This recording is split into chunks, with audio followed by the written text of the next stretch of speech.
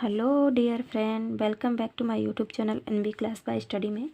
आज हम सीखने वाले सीखने का वक्र, जिसमें आज हम जानेंगे इस वीडियो में कि हम अपने जीवन में नई नई चीज़ों को कैसे सीखते हैं और हमारे जीवन में सीखने का गति क्या होती है। और इस सीखने का एक पठार शब्द भी आएगा, जिसे हम समझेंगे कि वो पठार क्या होता है, सीखना। चलिए स्टार्ट करते हैं।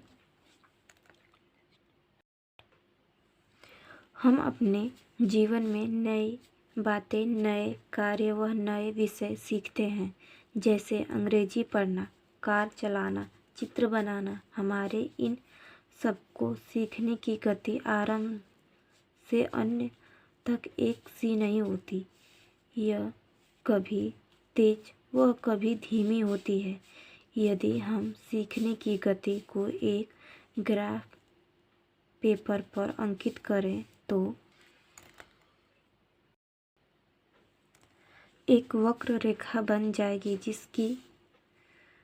जिसको एक सीखने का वक्र कहते हैं। दूसरे शब्दों में, सीखने का वक्र सीखने में होने वाली उन्नति एवं अनुन्नति को व्यक्त करता है। कहने का मतलब है कि हम किसी भी चीज़ को सीखते हैं तो उसका कोई एक समान लेवल नहीं होता है। कभी घटता है, कभी बढ़ता है, तो कभी ऐसा घटता बढ़ता रहता है। इसलिए हम उसको अंकित कर सकते हैं, व्यक्त कर सकते हैं, हम उसे समझ सकते हैं पेपर पे। कहने का मतलब यही है। चलिए हम और देखते हैं इसमें। वैसे ही हम देखेंगे सीखने की वक्र की विशेषता, इनमें कौन कौन सी विशेषताएं हैं। सीखने में उन्नति, सीखने के वक्र को हम मोटे तौर पे 3 अवस्थाओं में बांट सकते हैं। पहला है प्राथमिक, मध्यम वह अंतिम। सीखने की गति सामान्य नहीं होती। अंतिम अवस्था की तुलना में प्रारंभिक अवस्था में उन्नति बहुत तीव्र होती है। इसमें कहने का मतलब है कि हम सीखने के वक्र को 3 अवस्था में पढ़ सकते हैं। पहला है प्रारंभिक, दूसरा है मध्यम और तीसरा है अंतिम। हम तीनों अवस्थाओं में पढ़ सकते हैं। प्राथमिक अवस्था में सीखने की गति तीव्र होती है और माध्यमिक अवस्था में जैसे जैसे व्यक्ति अभ्यास करता है वैसे वैसे सीखने में उन्नति करता है। और अंतिम अवस्था, जैसे जैसे सीखने की अंतिम अवस्था आती है वैसे वैसे सीखने की गति धीमी पड़ जाती है। तो यही हमारी 3 अवस्थाएं होती हैं सीखने के वक्र में।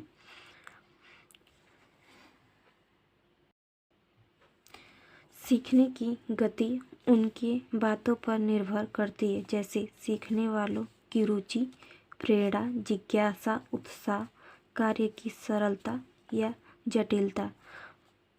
जैसे कि हम किसी कार्य को करते हैं या सीखते हैं, जैसे टाइपिंग सीखेंगे तो हमें कभी कभी बहुत कठिन लगता है या अच्छा नहीं लगता।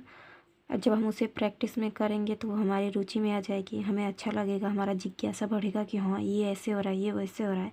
तो हमारी रुचि, प्रेरणा, जिज्ञासा ही हमें सीखने की गति में निर्भर करती है। चलिए और हम अगला देखते हैं अपना पॉइंट।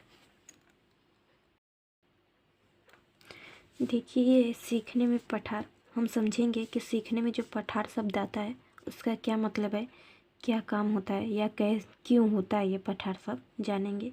देखिए, जब हम कोई नए बात सीखते हैं तो हम लगातार उन्नति नहीं करते। हमारी उन्नति कभी कम और कभी अधिक होती है। कुछ समय बाद ऐसा अवसर भी आता है जब हमारी उन्नति बिल्कुल रुक जाती है। इस सपाट स्थल को सीखने में पठार कहते हैं। कहने का मतलब है कि जैसे कि हम किसी कागज़ पे व्यक्त करते हैं ना कि हमारी उन्नति, जैसे देखिए हमारी उन्नति बढ़ रही है, फिर घट रही है, फिर बढ़ रही है, फिर घट रही है, ऐसे हम अपने कागज़ पे व्यक्त कर सकते हैं। हमने पढ़ा ना अगले पॉइंट में कि सीखने का वक्र कैसे होता है, पहले घटता बढ़ता है। हम अपना सीखने का नए कभी उन्नति करते हैं, कभी नहीं करते हैं।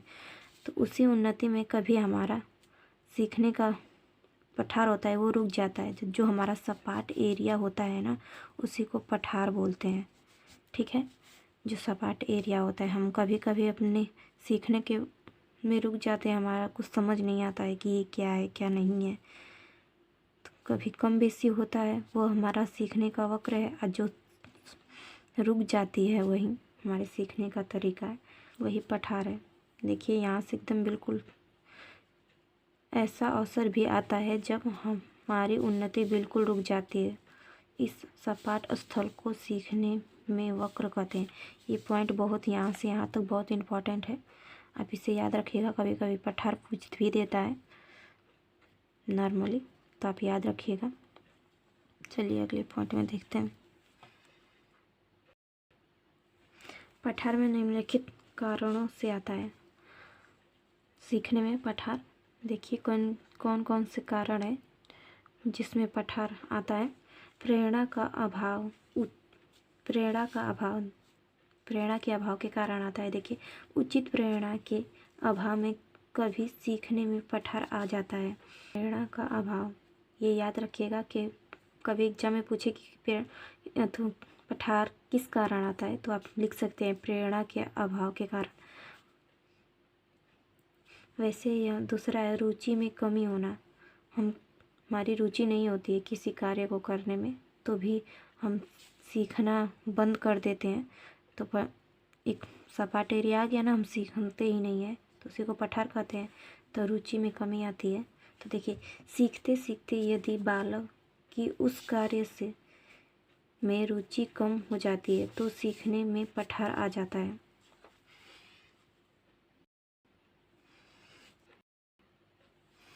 क्रिया की गहनता, देखिए प्रारंभ में कोई क्रिया सरल होती है, बाद में क्रिया कठिन होती जाती है, इससे सीखने में पठार उत्पन्न होता है। अन्य कारण जैसे थकान, निराश, उदासीनता, जिज्ञासा व उत्साह में कमी, अवस्था, दुखित वातावरण व पारिवारिक कठिनाई आदि।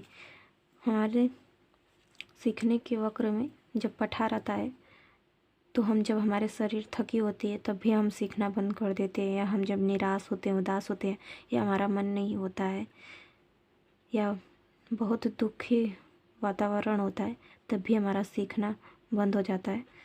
तो ये अन्य कारणों से भी होता है, पठार उत्पन्न हो जाता है। चलिए अगला पॉइंट देखते हैं। वैसे ही पठार को दूर करने के उपाय भी होते हैं। हम कैसे, जब कोई बच्चा सीखना बंद करते हैं, उसका इच्छा नहीं हो, तो हम क्या कर सकते हैं उसको कि वो अपना सीखने का तरीका में रुचि उत्पन्न कर सके। देखिए सीखने वालों को प्रेरणा देनी चाहिए। हम जो बालक को सिखा रहे हैं उसे मोटिवेट करें, जिससे वो सीखने में अधिक रुचि ले। वैसे दूसरा है नवीन प्रणालियों का प्रयोग करना चाहिए। जैसे कि किसी बच्चे का मन ना लगे तो उसे नए नए तरीक़ों से सिखाना चाहिए। कार्य के बीच बीच में विश्राम देना चाहिए। जैसे कि हमारा शरीर या मन थक जाता है तब भी हम बंद कर देते हैं, तो हमें उसमें बीच बीच में आराम देना चाहिए, जिससे उनका फिर से मन करे पढ़ने का। वैसे ही फोर्थ है सीखने की उचित विधियों का प्रयोग करें। बच्चों के व्यक्तिगत भेदों पर ध्यान देकर उनकी क्षमताओं के अनुसार सीखने की सुरक्षा प्रदान करना। ओवरऑल हमने आज सीख लिया है सीखने का वक्र क्या होता है, सीखने में पठार क्या होता है, और पठार के कारण क्या है, और पठार के उपाय कैसे कर सकते हैं।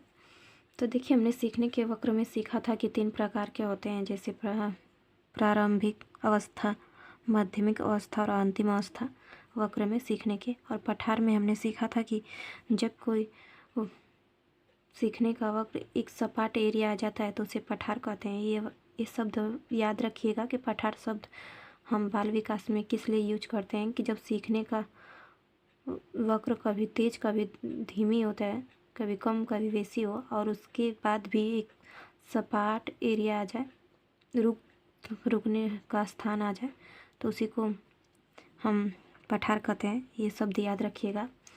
आई होप आपको वीडियो अच्छी लगी हो तो प्लीज़ मेरे वीडियो को सब्सक्राइब करें, जिससे आपको हर वीडियो का नोटिफिकेशन मिले। और हर आने वाले समय में हम आपको प्रैक्टिस सेट भी देंगे जब पेपर स्टार्ट होने का टाइम आ जाएगा।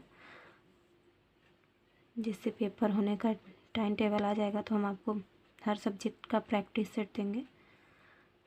तो प्लीज़ मेरी वीडियो को सब्सक्राइब करें और अच्छी लगे तो लाइक करें, शेयर करें। Thank you for watching my video.